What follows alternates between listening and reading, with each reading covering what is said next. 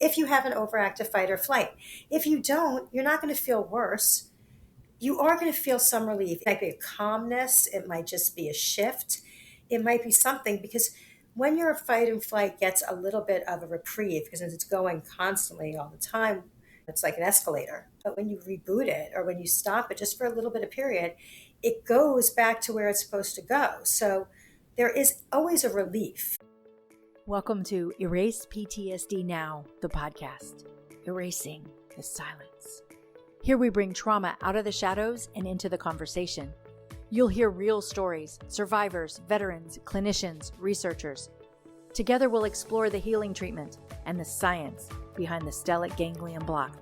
This isn't just another podcast. It's a movement, and one that demystifies trauma, elevates unheard voices, and inspires action.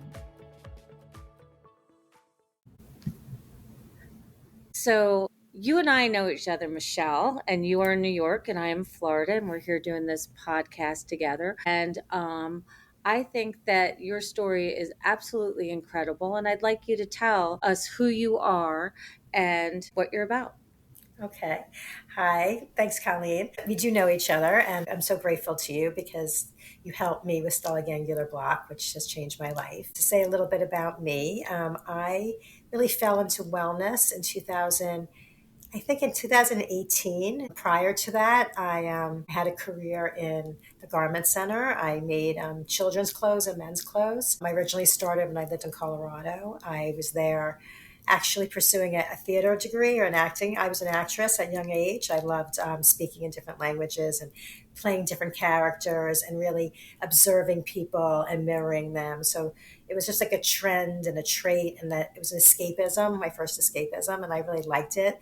So I moved to Colorado to do a theater, and I ended up staying and starting a snowboarding company for kids. I made children's clothes. So my personality, I definitely can shift on a dime, but when I do something, I do it full force. And a lot of my choices that I made were because of men. They weren't really because of something I wanted to do. I made a lot of decisions based on the way I was feeling at that time, where I thought that I wanted in my future. I wasn't really a planner. I was with the wing. So a little bit about myself. I always knew I was a little different. I struggled with mental health issues. And I don't think people would ever know that about me, just because if you looked at my resume or my bio. I just don't look in that package. And because of my acting, I was able to hide it a lot. I can hide behind my smile, or, just hide and wear masks a lot. I was very good at that.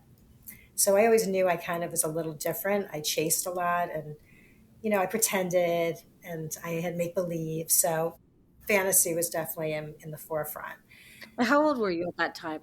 I was young. I mean, I came out, my mother says I came out of her womb like dancing. Like, I loved music. I was an early talker. I had a younger sister. I talked for her all the time. I started doing modeling / acting when I was like 4 or 5. I liked it. I was competitive. My first experience with modeling was at Saks Fifth Avenue. And they said whoever wins the contest can get anything they wanted in the store. And I wanted this white rabbit jacket. And the reason why I won was because my sister was dressed in pajamas, and I was dressed in like a red beret and like this whole like plaid shirt. I came out and strutted my stuff because I wanted the white rabbit jacket. And then when it was her turn to come out, she started to cry. And then I went back on stage to help her walk out. Aww. So it was that. And then I ended up winning, and I got the cover of Red Book. It was on Saks's advertisement for Red Book magazine. And so that's how it started. And I liked acting, so we just kind of rolled with it at the time.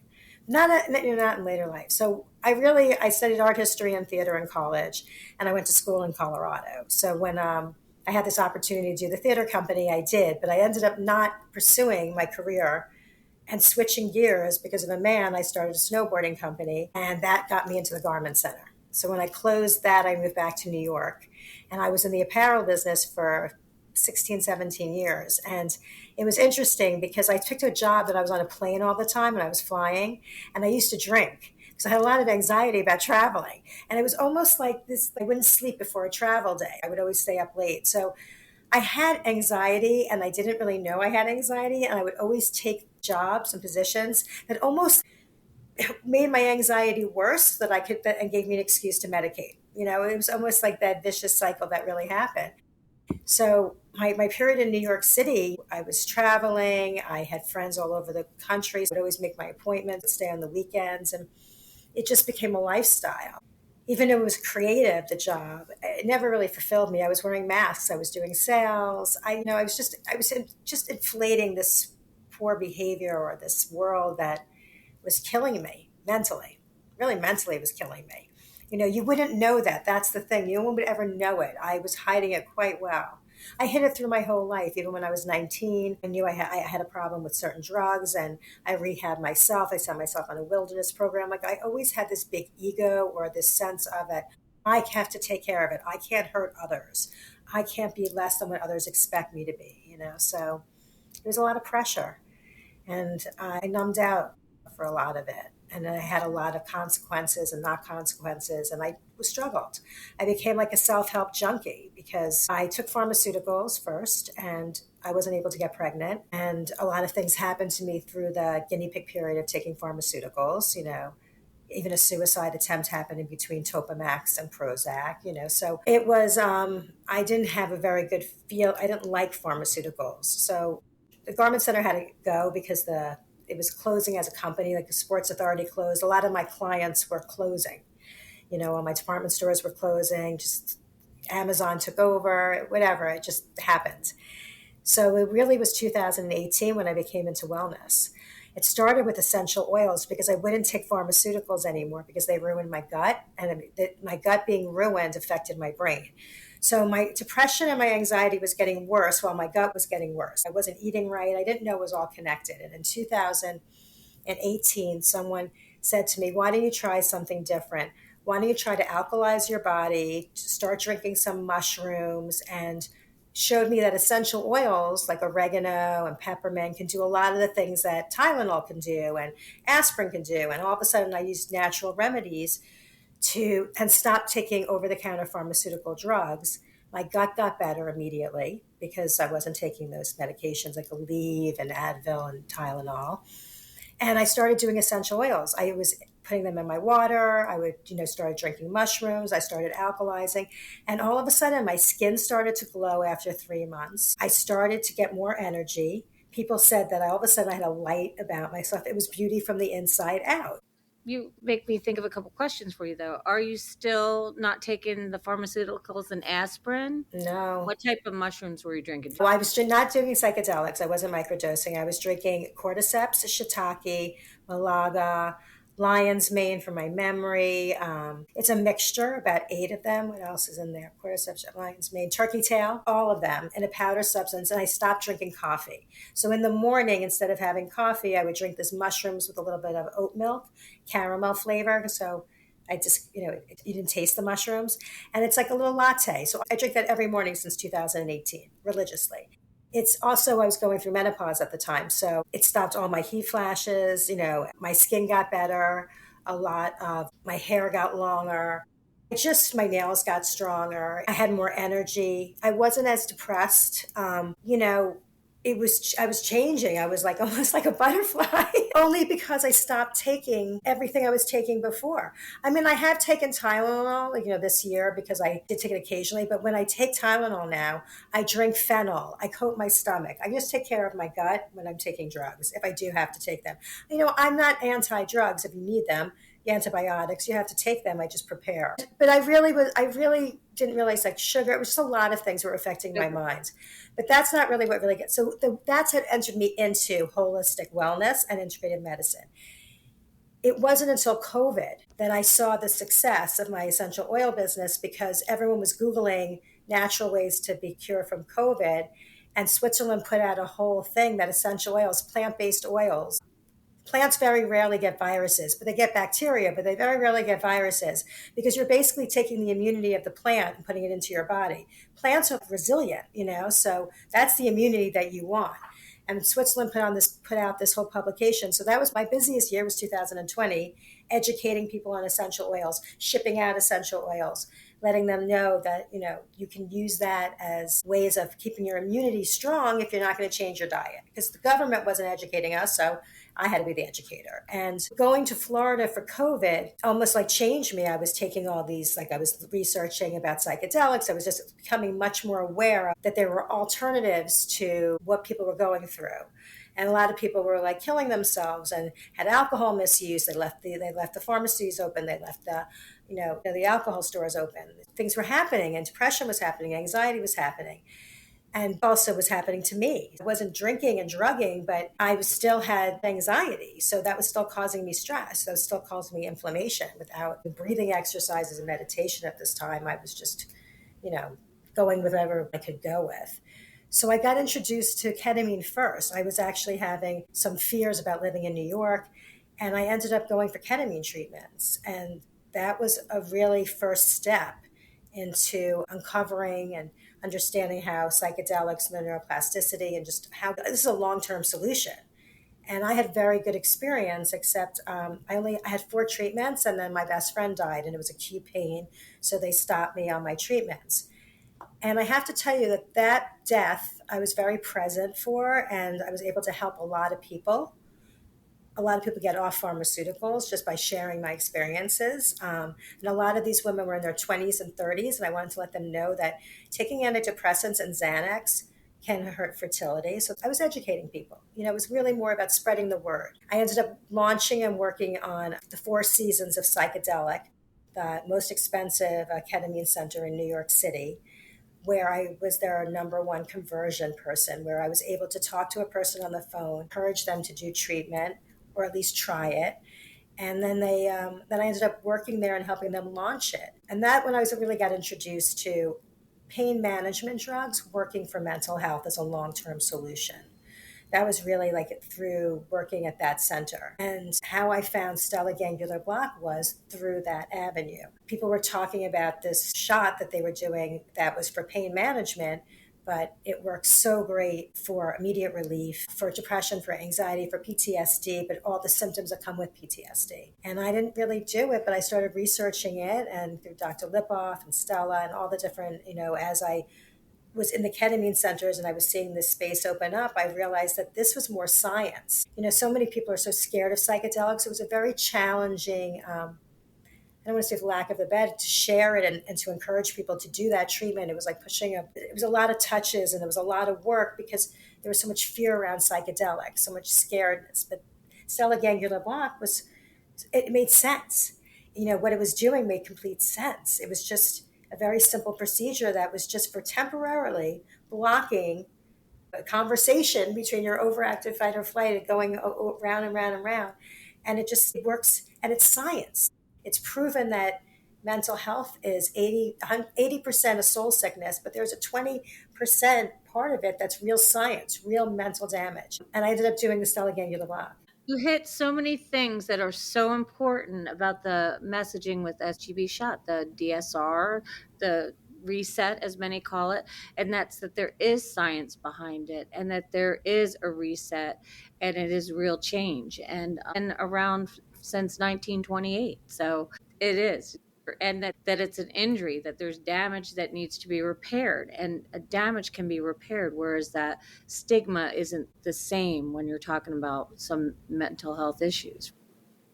I believe it's like the first step. Like if I had a crystal ball right now, and I've been a self-help junkie, and I've been on medication. I guess I started maybe when I was 30, and I was trying to have kids. I think it was like 5 years I was on medication before I was trying to have children, and I wasn't able to.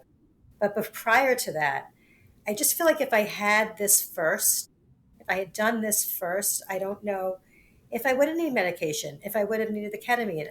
I feel like this is the first step. The first step, because you see, it is an immediate relief if you have an overactive fight or flight. If you don't, you're not going to feel worse. You are going to feel some relief. It might be a calmness. It might just be a shift. It might be something, because when your fight and flight gets a little bit of a reprieve, because it's going constantly all the time, it's like an escalator. But when you reboot it, or when you stop it just for a little bit of period, it goes back to where it's supposed to go. So there is always a relief.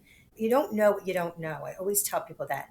you just don't know. And I had no idea that my overactive fight or flight was causing a lot of this physical eruption. And, when your thoughts affect you physically, that's when you want to drink and numb out. That's when you have to go and exercise. That's when you have to move because you can't handle the actual physical. It paralyzes you. Like you have a revving, or, some people have to tap, or some people get so frustrated they can't eat, or you throw up. All of those are physical from your thoughts.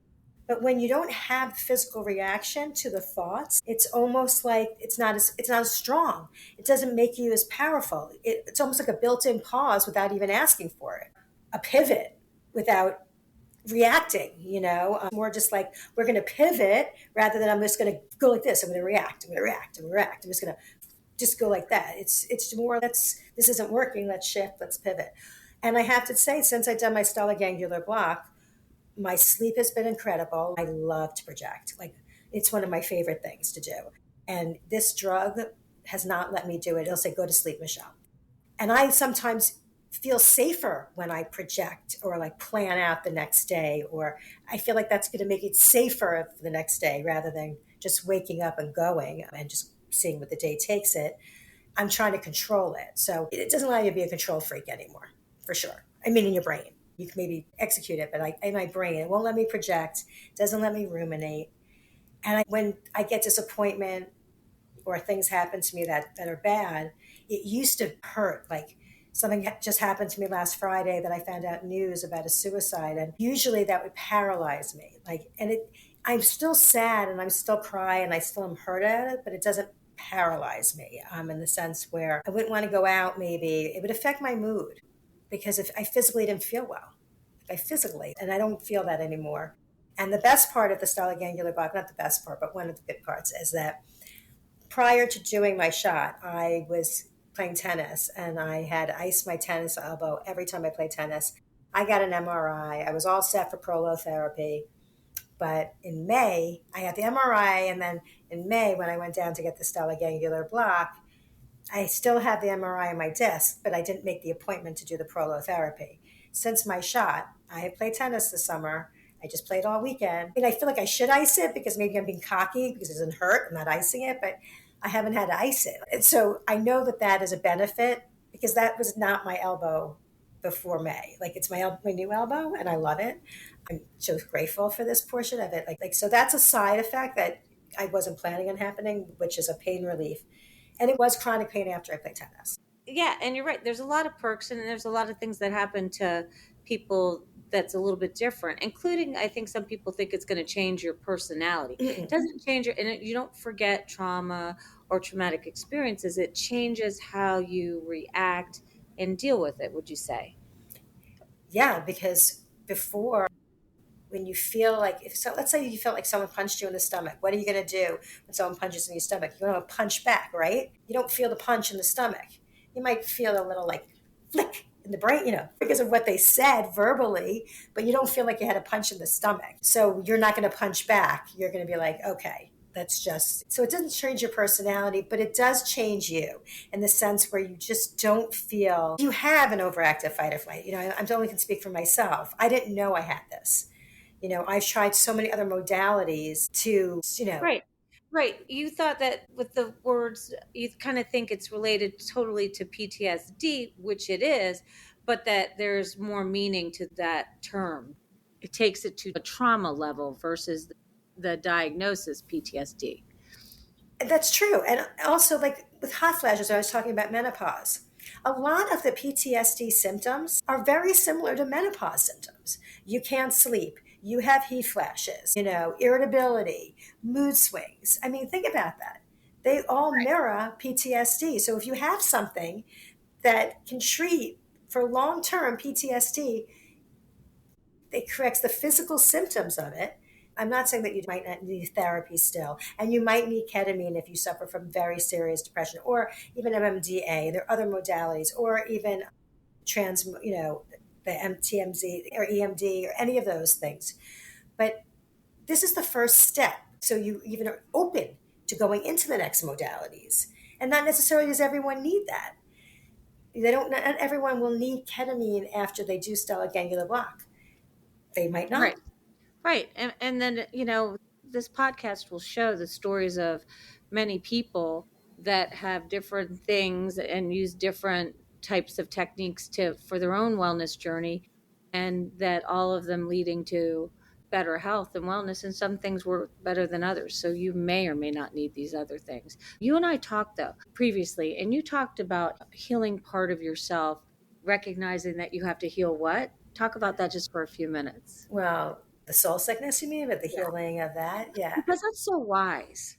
Because it's true. Like, what does it say? It's an inside job. I guess that's the way to describe. And it is a daily reprieve.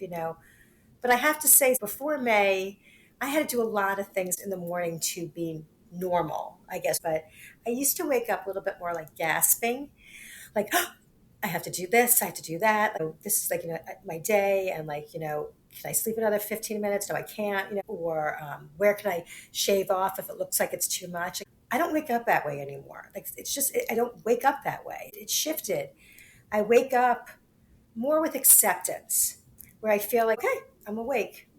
Okay, like what we have to do today. So the healing, I think that we always are focusing on the soul portion of healing modality. We're always looking for the soul. That's what therapy is. That's what groups is. That's what, all of this breath work, meditation. It's all about helping the soul. But there's that part of the science that these pain management drugs happen to need the science. They need that healing. They need the outside help, it really is a soul sickness. So you have to really look inside.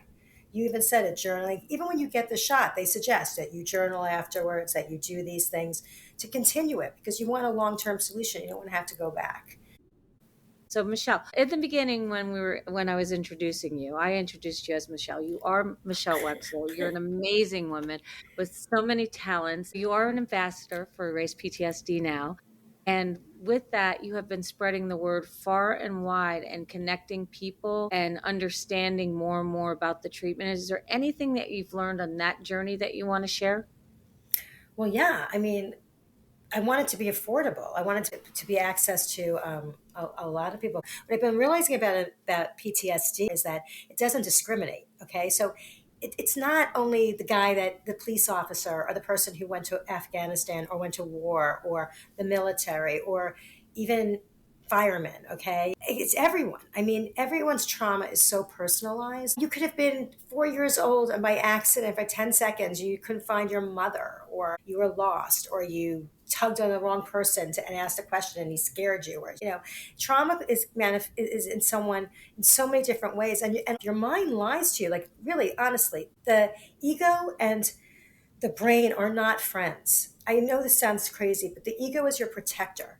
It is their job is to protect you. So if you saw something or you experienced something that was traumatic, your ego is going to say, oh no, Michelle, you cannot remember this. We're going to bury it. Or no, we're going to make a better story for it. Or you're just going to bury it. And it won't let you heal because your brain's so cluttered with all of this junk. That's why a lot of times disassociatives work. But with stellate ganglion block, I feel like the immediate relief is really where you find the healing is. It just gives you that immediate calmness, even if it's just that 4 or 5 hours that your reset's going on when you're actually being blocked. So everyone will feel that because you're literally being reset, But it is a soul sickness. Like when I say that the brain needs to declutter, and the only way to declutter is to get it out, is to remember it, let it go, and having acceptance about it. It doesn't have to weigh you down.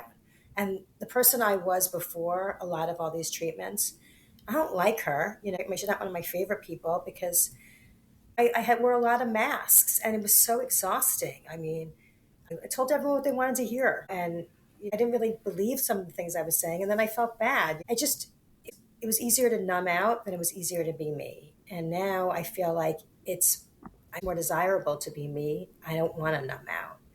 It changes your relationship with a lot of things. I do believe it changes your relationship. I don't think you want to escape as much.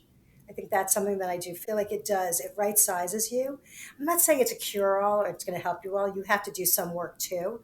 But this is definitely the first step. If I could have done this first, I think a lot of my trajectory would have been changed. But just so you know, I love the person that you are, and I'm glad the journey has led you here and now, and that you're here with us. So let me ask you one closing question, and that is, finish this sentence. The first step to erasing the silence around trauma is... Well, is to remove the stigma around it. First of all, I mean, there's nothing wrong with trauma. Everyone has it, and it can be corrected. So removing the stigma. That's it. Trauma. COVID should have taught us to remove any stigma of any mental health issues because it literally paralyzed the world. How about those babies who were toddlers who saw people with masks as the first people? That's scary. And Hi. I always thought about that, the facial signals and their intuition probably was disrupted. Thank you for listening to Erase PTSD Now, the podcast.